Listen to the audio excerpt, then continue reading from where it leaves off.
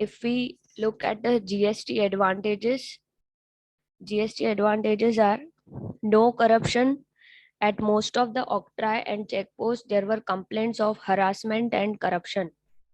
But after dismantling the Naka and checkpost, this was stopped. And there were various forms, बहुत अलग अलग forms भरने पड़ते थे जो जीएसटी में ये कॉन्सेप्ट नहीं है. फॉर्म सी भरना पड़ता था और बहुत सारे अलग अलग टैक्सेस भरने पड़ते थे. अभी वो टैक्सेस को रिमूव किया है. तो जितने भी कैस्केडिंग इफेक्ट था उसको उन्होंने रिमूव किया है. और जो भी हमने इनपुट टैक्स पे किया है रेगुलर प्लान में, हम लोग को वो टैक्स जो हमने परचेज पे टैक्स पे की है उसको इनपुट टैक्स बोलते हैं. जब हम परचेज पे कोई टैक्स पे करते हैं उसको इनपुट टैक्स बोलते हैं. और उसी प्रोडक्ट को जब थोड़े चेंजेस करके उसमें अपने प्रॉफिट को ऐड करके उसके ऊपर जब टैक्स लगा के सेल करते हैं तो कस्टमर आपको टैक्स पे करता है. जो टैक्स आप कलेक्ट करते हो वो है आउटपुट टैक्स. आपने इनपुट टैक्स पे किया परचेज के ऊपर, आउटपुट टैक्स आपने कलेक्ट किया कस्टमर से. तो जो आउटपुट टैक्स है उसमें से इनपुट टैक्स माइनस की जाती है. इसको बोलते हैं input tax credit which you get in the GST. अभी चेक पोस्ट और ऑक्ट्रा नाका पे ट्रांसपोर्टेशन कॉस्ट कम हो गया है. जल्दी जल्दी वहां से ट्रैफिक नहीं होता है, जल्दी जल्दी मूवमेंट होती है. पहले क्या होता था, 2-2 3-3 घंटे 4-4 घंटे वहां पे ट्रक्स खड़े रहते थे और ट्रैफिक हो जाता था बहुत. तो जो भी स्टेट एक स्टेट से दूसरे स्टेट में जाते थे तो वहां पे बॉर्डर्स पे वो लोग चेक करते थे मूवमेंट ऑफ गुड्स. जीएसटी आने के बाद इजीली हम लोग मूवमेंट कर सकते हैं, अपने गुड्स को वन प्लेस से अनदर प्लेस पे सेंड कर सकते हैं. अब डिसएडवांटेजेस की बात करें तो जो स्टेट्स ज्यादा जीएसटी और ज्यादा वैट लगाते थे या जहाँ पर ज्यादा टैक्सेशन होता था वो स्टेट ज्यादा रेवेन्यू अर्न करते थे. अभी एक डिसएडवांटेज है, state will lose some autonomy as the rate is fix throughout India and states can not make more revenue. They cannot get more revenue by changing rates. They cannot change rates from 12.5 to 18% से 19% कर दिया, ऐसा वो नहीं कर सकते हैं. Next is IT infrastructure की बात करें तो पूरा जीएसटी का आईटी बेस्ड है. इन्फोसिस का प्लेटफॉर्म है. इन्फोसिस ने ये सॉफ्टवेयर जीएसटी पोर्टल बनाया, GSTIN, goods and service tax information network. इस पोर्टल पे जितने भी बायर्स सेलर्स जितनी भी ट्रांजैक्शंस ऑल ओवर इंडिया हो रही है इस पोर्टल के ऊपर डिपेंडेंट है. तो अगर इस आईटी सिस्टम में कुछ स्लो डाउन आ जाता है तो इसकी डिफिकल्टी जीएसटी जो पेमेंट कर रहे हैं जहाँ रिटर्न फाइलिंग कर रहे हैं उनको हो सकती है. दूसरी बात, जो रिवर्स चार्ज मैकेनिज्म है, जब किसी अनऑथोराइज्ड या अनरजिस्टर्ड सेलर से आप कोई गुड्स ले रहे हो, जो जीएसटी रजिस्टर्ड सेलर नहीं है, आप उससे गुड्स ले रहे हो तो वो आपसे जीएसटी कलेक्ट नहीं कर रहा है. अगर वो जीएसटी कलेक्ट नहीं कर रहा है तो रिवर्स चार्ज मैकेनिज्म में बायर को इनवॉइस खुद बनाना है और जीएसटी आगे गवर्नमेंट को फॉरवर्ड करना है. कहाँ से उन्होंने परचेस किया ये इन्फॉर्मेशन देनी है. बायर को इन्फॉर्मेशन देनी है कि हु वाज द सेलर जिससे मैंने परचेस किया है गुड्स या सर्विसेज लिए हैं. तो रिवर्स चार्ज मैकेनिज्म में बायर से भी जीएसटी कलेक्ट की जाती है, इसलिए यहाँ पे रिवर्स चार्ज लिखा है. GST should be paid by the seller, but in case if seller is not registered under GST, then buyer will pay tax GST to government. और बार बार चेंजेस होने की वजह से जीएसटी के रेट्स में चेंजेस होना, क्लासिफिकेशन में कुछ प्रोडक्ट्स का चेंजेस करना, ये बार बार होने की वजह से बहुत ज्यादा कंफ्यूजन हो रहा है. जितने भी रिटर्न फाइलिंग करने जा रहे हैं लोग, उनको काफी कंफ्यूजन हो रहा है।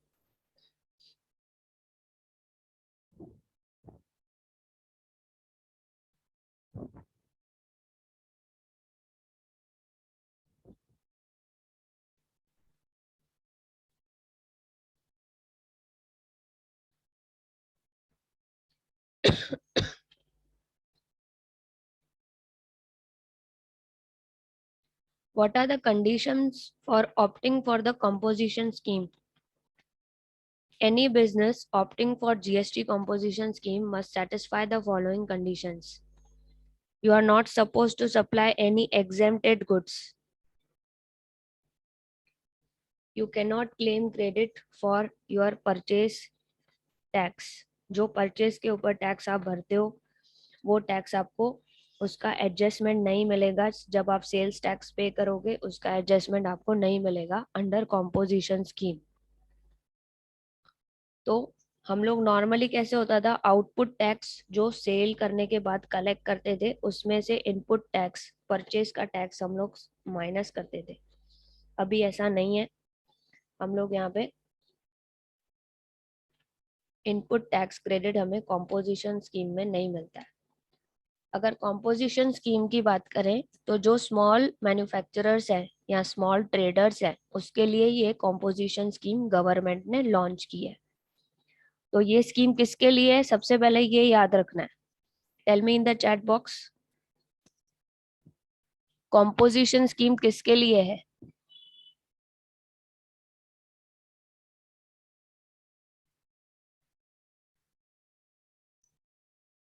Small traders and manufacturers. Okay, small traders and manufacturers. Very good, one student answered. Normal GST rates to apply for transactions under reverse charge mechanism. Normal GST rates apply होंगे जब बायर पे करेगा GST. Mention composition taxable person on every bill. जब composition dealer है, small manufacturer bill बनाएगा, उसके top पे वो लिखेगा I am a composition scheme, I am under composition scheme या कॉम्पोजिशन टैक्सेबल पर्सन। ठीक है। जो कॉम्पोजिशन स्कीम होती है उसमें क्वार्टरली फाइलिंग करते हैं, या आप लोग मुझे चैट पे बताओ, क्वार्टरली फाइलिंग होता है कि मंथली फाइलिंग होता है? Tell me in the chat box quickly.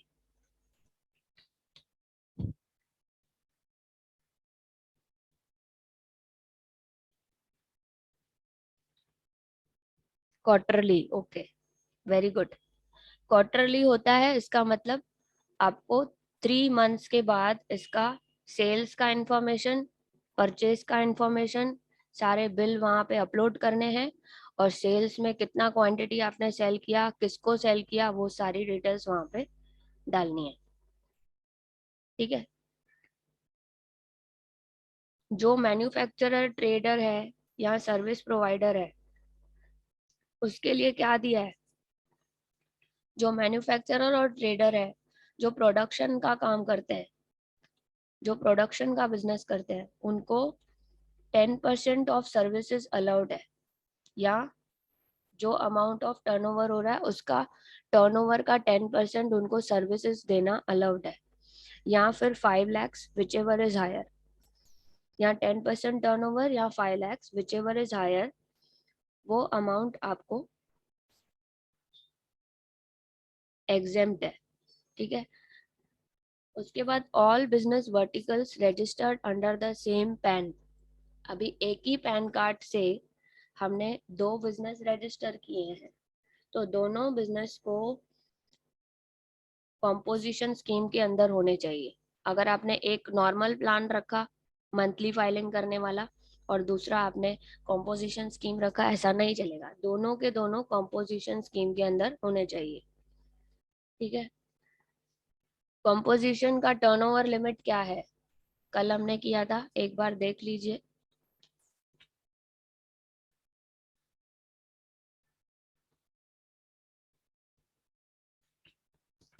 1.5 crore से ज्यादा नहीं होना चाहिए टर्नओवर, अगर कॉम्पोजिशन स्कीम में रजिस्टर करना है। जिसको भी कॉम्पोजिशन स्कीम यानी स्मॉल मैन्युफैक्चरर को अगर रजिस्टर करना है तो उसका सेल्स टर्नओवर 1.5 करोड़ से ज्यादा नहीं होना चाहिए। ठीक है, इसमें इजी कंप्लायंस है। जब कॉम्पोजिशन स्कीम में हम लोग रजिस्टर करते हैं तो हमारा कंप्लायंस काफी इजी हो जाता है।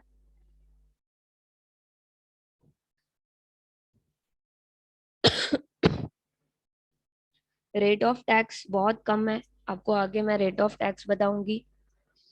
नॉर्मल स्टेट्स की बात करें तो 1.5 करोड़ उनका लिमिट है, थ्रेशोल्ड लिमिट। अगर नॉर्थ ईस्टर्न स्टेट्स की बात करें तो 75 लैक्स इनकी लिमिट है। ठीक है,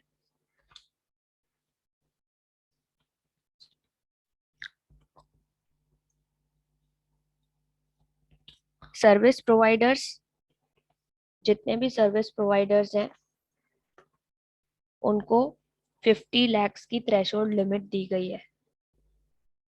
इससे ज्यादा टर्नओवर होगा तो वो कॉम्पोजिशन स्कीम में रजिस्टर नहीं कर सकते। तो हु कैन ऑप्ट का मतलब ये रजिस्ट्रेशन के टाइम पे आपका थ्रेशोल्ड लिमिट सेल्स टर्नओवर है। ये तीनों क्या है, सेल्स टर्नओवर है। सर्विस प्रोवाइडर का 50 लैक्स का लिमिट,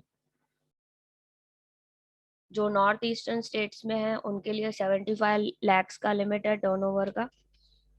और जो नॉर्मल मैन्युफैक्चरर है या ट्रेडर है, रेस्टोरेंट है, उनके लिए 1.5 crore. Restaurant not serving alcohol. ठीक है, अभी एक बार रजिस्ट्रेशन हो गया तो टैक्स कितनी लगेगी ये हम लोग देखते हैं। ये क्लियर है आपको? ठीक है, सेल्स टर्नओवर लिमिट क्लियर। अभी जीएसटी रेट्स देखते हैं। मैन्युफैक्चरर और ट्रेडर, ये कौन से मैन्युफैक्चरर्स हैं? Small manufacturers who are registered under composition scheme.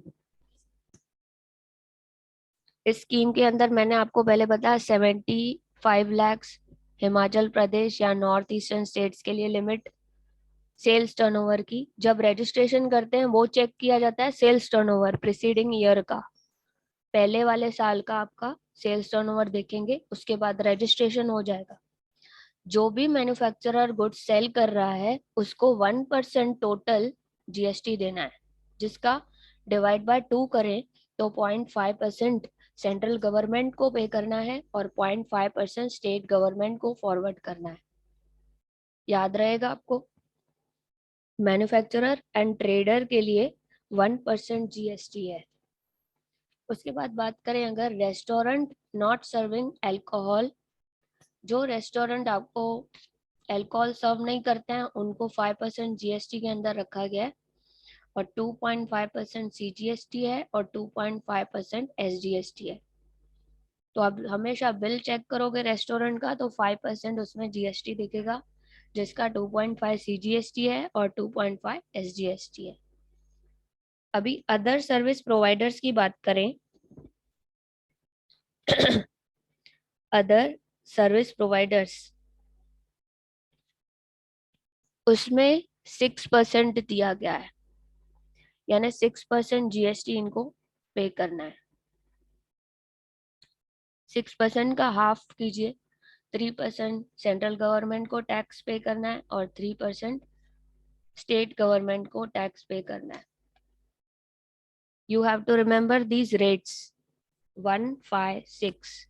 Manufacturer 1%, restaurant not serving alcohol 5%, other service providers 6%. So these are the GST rates applicable for composition scheme dealers. Okay, composition scheme के अंदर जो भी आएगा उसको ये पे करना है।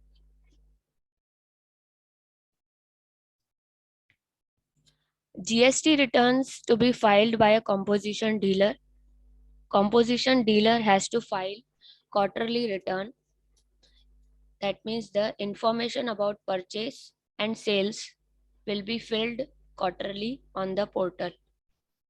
On the GST portal, You have to fill the data of sale and purchase.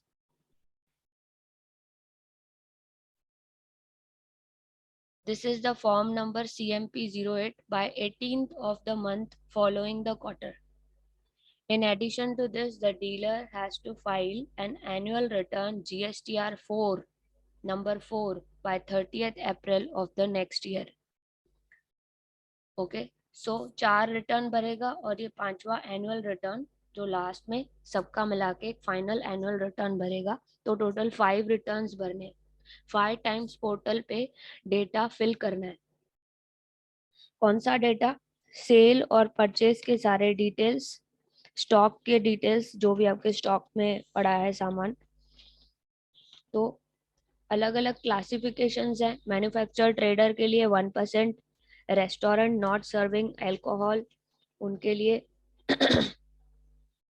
3%, restaurant के लिए 5% और अदर सर्विस प्रोवाइडर्स के लिए 6%.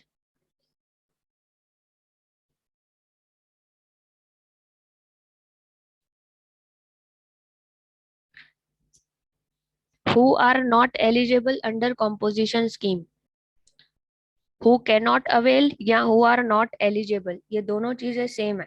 आपको शॉर्ट नोट के लिए क्वेश्चंस आ सकते हैं. Who cannot avail and who are eligible, ये दोनों अगर साथ में शॉर्ट नोट में आता है तो आपको पहला पार्ट लिखना है turnovers. who can opt, who can get registered under composition scheme. इसमें टर्नओवर्स लिखने हैं. मैन्युफैक्चर ट्रेडर का टर्नओवर, नॉर्थ ईस्टर्न स्टेट्स का टर्नओवर, सर्विस प्रोवाइडर्स का टर्नओवर. ये लिखने के बाद हु कैन नॉट रजिस्टर भी लिख देना है उसी टाइम पे. जैसे कि जो आइसक्रीम मैन्युफैक्चरर्स है, पान मसाला टोबैको, उनको कॉम्पोजिशन स्कीम से निकाल दिया गया है, वो लोग रजिस्टर नहीं कर सकते हैं. दूसरी बात, जो inter state, state to state, inter state supply करते हैं, गुजरात से महाराष्ट्र से गुजरात या पंजाब, अलग अलग स्टेट्स में हम लोग जब फॉरवर्ड करते हैं सप्लाई करते हैं सर्विसेज या गुड्स, तो इंटर स्टेट सप्लाई में वो बिजनेस को कॉम्पोजिशन स्कीम के अंदर नहीं रखा गया है. दूसरा, कैजुअल टैक्सेबल पर्सन या एनआरआई है, नॉन रेसिडेंट टैक्सेबल पर्सन, उसको भी कॉम्पोजिशन स्कीम में अलाउ नहीं किया है. दूसरा, ई कॉमर्स जैसे अमेजोन है, फ्लिपकार्ट है, या कोई भी ई कॉमर्स पे आप कोई गुड सेल कर रहे हो तो वो भी इसके अंदर नहीं आ सकता है. ठीक है, तो ये हो गया composition scheme, who can not avail and who can avail. ठीक है, ये दोनों मिला के शॉर्ट नोट आ सकता है, who can avail and who can not avail. फिर कंडीशंस अगर मैंने पूछी, conditions for opting for composition scheme, ये अलग शॉर्ट नोट आएगा. कॉम्पोजिशन एंड रेट्स, दो पीपीटी हमेशा साथ में रखेंगे तो शॉर्ट नोट का बनेगा. ठीक है, conditions for opting for composition scheme अगर ऐसा आता है तो आप लिखोगे जो एग्जेम्प्टेड गुड्स सप्लाई नहीं कर रहे हैं वो कॉम्पोजिशन स्कीम के अंदर आएंगे. जिनको आईटीसी नहीं चाहिए, इनपुट टैक्स क्रेडिट का बेनिफिट नहीं चाहिए, परचेज टैक्स एडजस्टमेंट नहीं करना है जिनको, वो लोग यहाँ पे रजिस्टर कर सकते हैं. ठीक है, और जो मैन्युफैक्चरर ट्रेडर है वो 10% या 5 लाख की सर्विसेज इसके अंदर दे सकते हैं, विच एवर इज हायर. तो मैन्युफैक्चरर सर्विसेज भी देते हैं. बहुत सारे मैन्युफैक्चरर्स सिर्फ गुड्स सप्लाई नहीं करते हैं, उसके साथ में सर्विसेज देते हैं. वो सर्विसेज, जो सर्विसेज 5 लाख से ज्यादा है या 10% ऑफ टर्नओवर से ज्यादा है, तो वो एग्जेम्प्टेड नहीं रहेंगी, फिर वो रेगुलर स्कीम में उनको आना पड़ेगा. फिर जीएसटी के रेट्स अगर मैंने पूछे तो मैन्युफैक्चरर ट्रेडर के लिए 1%, रेस्टोरेंट नॉट सर्विंग अल्कोहल के लिए 5%. उसको हमेशा डिवाइड कर देना है 2 से, सीजीएसटी जीएसटी में, और other service provider 6%. So what are the conditions?